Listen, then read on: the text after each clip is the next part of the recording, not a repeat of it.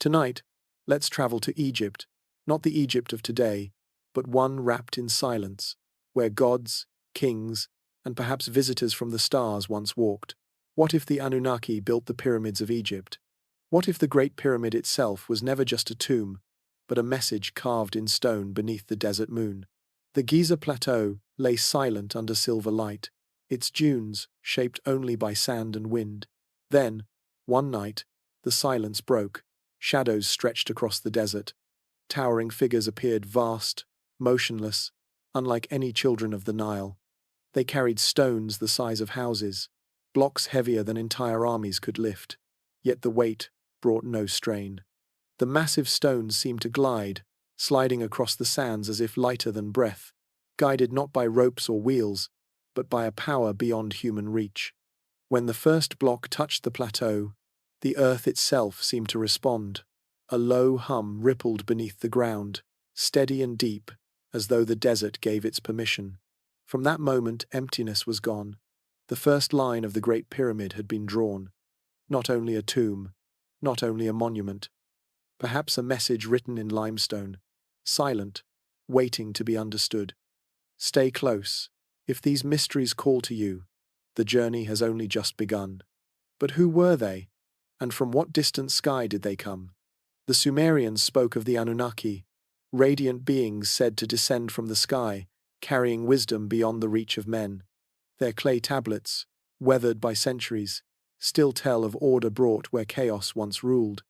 But their shadow lingered in Egypt as well, not only in whispers of priests, but in carvings on stone, wings spread wide, crowns lifted high, eyes cut into the rock as if they held the night sky itself. To those who looked upon them, they were not men. They were taller, more commanding, stirring awe and fear alike. Some remembered them as guides, lifting their hands so the heavens unfolded. Orion, Sirius, the great river of stars, all became maps by which temples and pyramids would rise in harmony with the sky. Others remembered them as rulers of silence. Offerings were laid at their feet, devotion bent low. In this vision, the Great Pyramids were not shrines of knowledge, but thrones of power, built to honor lords of the sky. Time softened memory, history blurred into myth, yet the walls of temples still hold their forms, half human and half divine, reminders of encounters too vast to fade completely. Even now their influence lingers. Egypt measured time with uncanny precision. The pyramids aligned with the stars as though guided by eyes not of earth. To some, it is human genius. To others, it whispers of something more. But why here? Of all lands beneath the sky, why was Egypt chosen to bear their mark? The answer may lie in the shape of the Great Pyramid itself. Its body rests in the desert, yet its axis points to Orion, the constellation that has watched over Egypt for countless nights. Each side faces north, south, east, and west, a balance so precise it feels as if the desert itself had been measured by the stars. To imagine such perfection carved with rope and copper tools alone seems almost beyond reach, yet the alignment is there, written in stone, as though guided by eyes that saw farther than human sight. The three Great Pyramids stand together like reflections of Orion's belt, one bright, one dimmer, one set apart, just as the stars appear in the sky.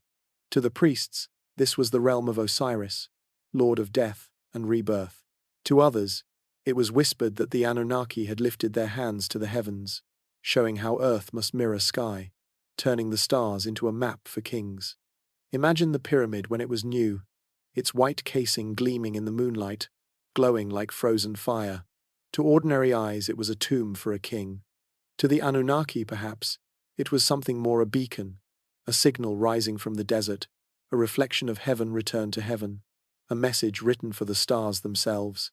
Orion became the pathway of eternity. Sirius marked the rhythm of life, guiding the Nile to rise and fall. To the people, this was blessing and mystery. To the Anunnaki, perhaps, it was knowledge shared deliberately, a way of binding earth and sky into a single order. The stones still stand. Their silence is heavy, their alignments unbroken. If the Great Pyramid was a message, then what truth was carved into its eternal face? Was it Egypt's voice alone, or the handwriting of the Anunnaki, left to shine across the desert for the heavens to see? The story carved in stone may not be humanity's triumph, but the memory of a lesson. If that memory holds truth, humankind was never the master, only the student, guided by those who had walked the skies before. The Anunnaki were the true architects. The Egyptians inherited their vision, repeating designs already drawn, following instructions as apprentices beneath a watchful gaze. The sweat, the hands, the endless labor belonged to the people of the Nile, but the knowledge, the patterns, the hidden purpose seemed to belong to others. Picture the desert at night. A half-built pyramid rose against the horizon, its sharp edges glowing faintly in torchlight. Hundreds of workers gathered in silence, ropes coiled at their feet, eyes fixed on what stood before them.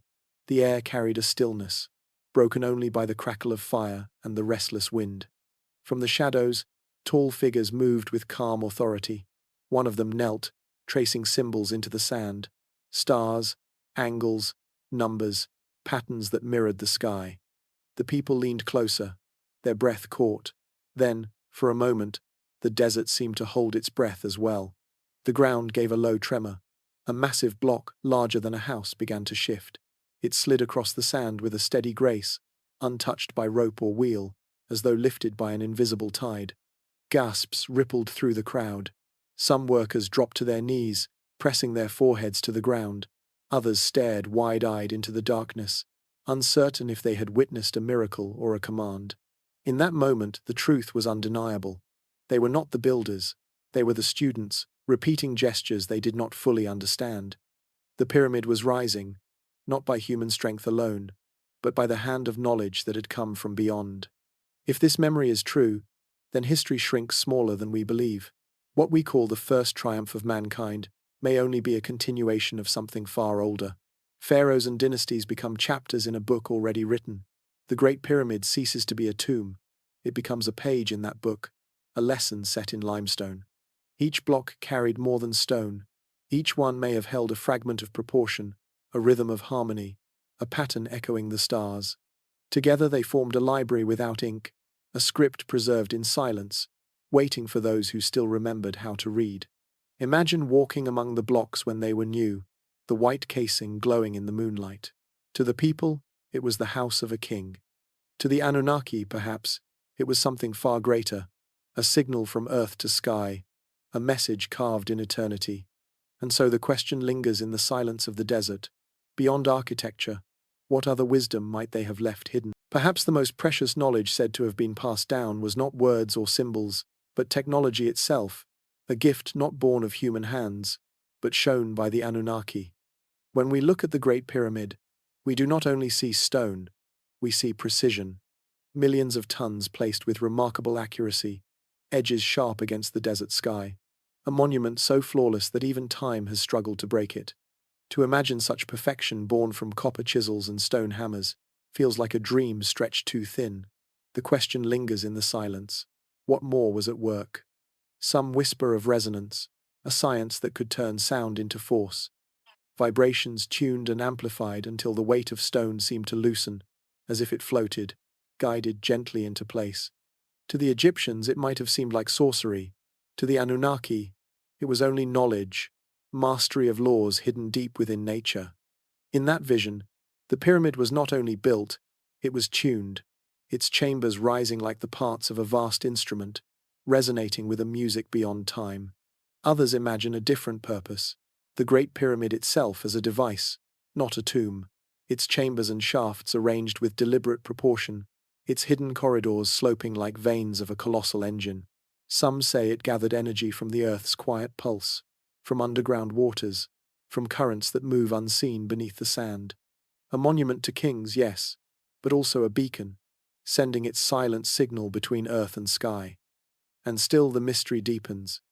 In 2017, when scientists peered into the Great Pyramid with muon imaging, they uncovered a void sealed for thousands of years, a chamber vast and hidden, resting above the Grand Gallery. Empty to our eyes, yet wide enough to hold an aircraft. For centuries it waited in silence, unseen, untouched. No one has entered, no hand has broken its seal. Was it left hollow by design, a part of some greater structure? Or is it a vault, protecting something placed there long ago, never meant to be disturbed. The thought lingers like a shadow across the desert. Could that chamber still hold fragments of Anunnaki memory, tools, records, or wisdom carved before history began? If such knowledge once existed, why has it vanished? Was it hidden to guard humanity from power too great, or was it scattered into legend, so that teachers became gods and lessons became myth? Perhaps the chamber is not empty at all, but a page of history unopened, a scroll of stone waiting for its seal to break. To stand before the Great Pyramid today is to feel the weight of this mystery. Its edges remain sharp, its alignment flawless, its silence heavy. The desert air seems to whisper of something withheld, something guarded, a message not yet fully read. And if that message speaks, it may not say, "Here lies a king." It may say, "We were here, we, the Anunnaki, and once, we commanded a knowledge beyond your time." If these mysteries stir your curiosity, stay with us. Let the journey continue, so you do not miss the next secrets the desert holds. And so the question waits, as patient as the stones themselves. If a hidden chamber still rests sealed within the pyramid, then what else might lie beneath the desert, buried in shadow, still unknown to history? What lies hidden beneath the stones may not be treasure, but memory. And if that memory belongs to the Anunnaki, then faith itself begins to tremble. Myth turns into remembrance, softened by centuries, yet still alive beneath the shadow of the Great Pyramid. Inside the hidden chambers, torches burned low, casting wavering shapes across the limestone walls. Priests in white linen moved in silence, their steps echoing against the stone. Tonight was not a common rite, it was a secret ceremony, whispered to be performed only once in a generation. They gathered around the central passage, laying offerings of oil, wine, and incense upon the floor. The air grew heavy, carrying a scent both sweet and bitter. Then the chant began low, rhythmic, rising like a tide. Each note trembled through the corridors, as though the very stones responded. Some swore the vibration was not echo at all, but the voice of the Anunnaki, carried across centuries. The priests lifted golden staffs, their tips glowing faintly in the torchlight. At a signal, the chanting stopped. Silence fell so complete, it pressed against the skin. In that silence, a hum began to stir, deep and steady, as if the pyramid itself was breathing. Dust rained from the ceiling. The ground shivered beneath their feet. Some bowed in devotion, others froze in terror. The monument did not move, yet it felt alive, watching. Was it the gods they served who answered, or the memory of teachers from the stars? Outside, beneath the desert moon, pilgrims knelt at the base of the Great Pyramid. They saw no torches, heard no chant. Yet a faint vibration rippled through the ground, like the heartbeat of a giant buried in stone. Some believed eternity itself had stirred. Others whispered that the visitors had returned. Faith flickered, doubt spread, and the pyramid remained silent, offering no answer, guarding its secret as it always had. If even the Great Pyramid no longer promised certainty, then where would humankind find its foundation? Perhaps beneath the sands, perhaps behind doors still sealed in stone. That foundation lies beneath the sands of Giza, hidden behind corridors unopened and doors sealed for thousands of years. They are said to guard not the memory of men, but the legacy of the Anunnaki. The desert buries their traces, yet never erases them. From time to time, fragments rise, enough to remind us that what sleeps beneath the Great Pyramid may not be human at all. Priests once spoke of a chamber that held the books of Thoth, a record of wisdom older than Egypt itself. In later ages, it was called the Hall of Records, a vault said to preserve the teachings of the first visitors from the sky. In these tales, the pyramid and the Sphinx were not only monuments, but guardians, placed to conceal what the Anunnaki entrusted to the earth. Explorers centuries later whispered of shafts and sealed doors beneath the Sphinx. Some claimed to have seen massive stones fitted so perfectly that no tool could break them. Excavations began, then stopped. The sands returned, covering what had been disturbed. Officials dismissed the rumors, but questions lingered, carried on the wind. What knowledge did the first builders hide, and why? Imagine kneeling before the Sphinx at night, its gaze fixed on the horizon, unmoving. Legends say it guards the path to a chamber untouched since the Anunnaki departed. Within could lie more than stone, tablets etched with symbols no one can read, instruments whose shapes defy imagination, perhaps even a map of the heavens showing where the visitors came from and where they intended to return. The desert itself seems to serve them still. Each storm conceals, each calm reveals. Travelers speak of stairways or slabs that appear for a season, only to vanish again beneath drifting dunes. It is as though the sands choose when to uncover the past, as if guided by a hand older than history. If such a library exists, it would change everything. Faith would flicker, knowledge would bow, and history would be forced to begin again. The story of kings and dynasties would shrink before the memory of teachers from beyond the sky. Why then have these places never been opened? Some say the fear is practical, that fragile stone might collapse. Others whisper it is deeper. What if behind those sealed doors lies proof that humanity is not the author of its own beginning? To open them would be to admit that our greatest monuments are echoes of Anunnaki design. Picture the moment the desert yields. A passage leads into a chamber untouched for thousands of years, the air heavy, unbreathed, since the builders departed. Inside, not gold, but fragments of another mind, a device of unknown craft, a chart of stars unnamed, inscriptions that speak of worlds beyond our own. In that instant, the silence of millennia breaks. The voice we hear is not human, but the memory of the Anunnaki. Until that day, the Great Pyramid stands. The Sphinx crouches, and the sands shift endlessly, guarding what has been hidden since before history began. Scholars debate, believers wait, and the wind carries whispers across the plateau like fragments of a language we cannot yet understand. If one day the sealed chambers open, the story of the Anunnaki will no longer belong to legend. It will belong to history. And when that moment comes, how will the modern world be shaken? If one day a sealed chamber beneath the Great Pyramid were opened, the world would change. Science, history, even faith itself would have to bow. News would ripple across the globe, filling every screen and every voice with images from the desert.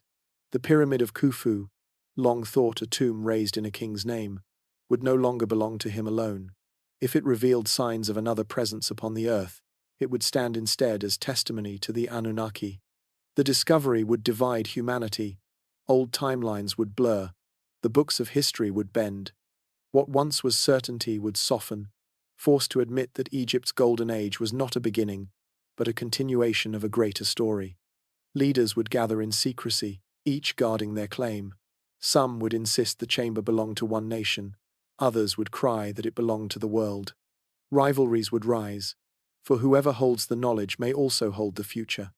Among the people, streets would fill with voices, some in celebration, chanting that history had awakened, others in anger, unwilling to let belief bend. Families would whisper across their tables, neighbors would look upon the same truth, yet live in different worlds. Artists would take up their brushes, painting the faces of the Anunnaki in shadow and light. Writers would set down epics of lost teachers returning. Musicians would weave their names into songs of awe and fear. The revelation would not only shatter certainty, it would ignite imagination. And through it all, the Great Pyramid would remain unchanged, its edges sharp against the horizon, its shadow stretching across the sand. Yet to every eye it would seem transformed, not a tomb for a single king, but a monument whispering of a presence greater than any pharaoh. Each block would feel heavier, as though it carried not only Khufu's name, but the weight of a forgotten cosmos. Humanity would be forced to face what it has long denied. We are not the first. We are not alone. Our story is not the beginning, but a chapter written in the middle of a far older book. If these thoughts stir within you, stay with us, for the story is not yet done. And then a deeper question would rise, crossing borders and beliefs alike. Suppose the Anunnaki were to return, not just as whispers in stone but in flesh before our eyes. How would humanity respond? With awe, with fear, with reverence, or with something else entirely? Imagine a night when the pyramids of Egypt blaze with light. The sky opens. The Anunnaki return. At the summit of Khufu's monument, a crown of brilliance rises into the heavens, as though a signal had been waiting for millennia. From within the glow, figures descend, walking across the desert as if the ages had been only a pause. If such a return were real, the world would not simply tremble, it would transform. The Great Pyramid would no longer be a relic of kingship. It would become a citadel of knowledge. Sealed chambers might open at their touch, revealing tools unknown to modern hands. Walls long silent could stir with inscriptions that shimmer and shift, teaching in a language half remembered in myth. The stones would no longer guard the past, but shape the future. Life itself would change. Energy might be drawn not from fire or fuel, but from the harmonies of the earth. The same resonance that once lifted stone could power entire cities, silent and pure, turning deserts into gardens. Healing might be reborn. If the Anunnaki carried knowledge of the body, then sickness that haunted humanity for centuries could vanish like shadows at dawn. Around Giza, the world would gather. The Nile Valley might become the axis of the earth, its sands alive with travelers, seekers, pilgrims. Cities could rise around the pyramid, as if circling a living heart. At night, the desert would glow, a beacon visible from distant shores. Technology would leap forward. The precision that once aligned the Great Pyramid to Orion might be taught anew. The heavens could become a map for journeys, as natural as sailing the river. Craft that slip the pull of gravity, tools that mold stone like clay, voices carried not by wires but by thought wonders once dreamt would stand before human eyes. Yet not all would be certain. Gifts may carry weight, knowledge may come with chains. Would the Anunnaki return as teachers, or as rulers? Would humanity walk beside them, or beneath them?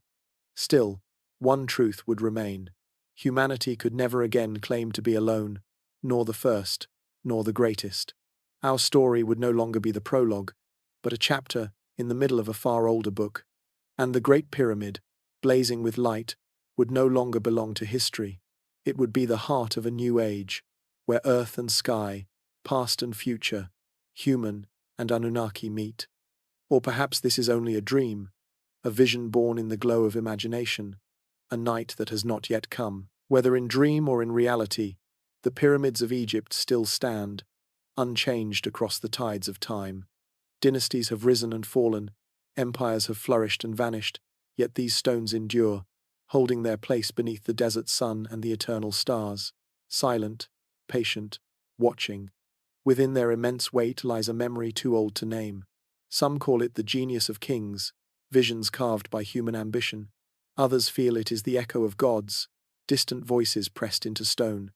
And still others whisper it is the trace of those who once descended from the sky, the Anunnaki, whose presence lingers not in written words, but in the hush the monument keeps. The Great Pyramid does not argue. It does not explain, yet its shape always points upward, as though remembering where its makers came from. Its sealed chambers seem to guard what was entrusted long ago, and its edges, still aligned with the constellations, suggest a design meant not only for Earth, but also for heaven. Thus the monument becomes more than a tomb, more than a wonder. It becomes a message.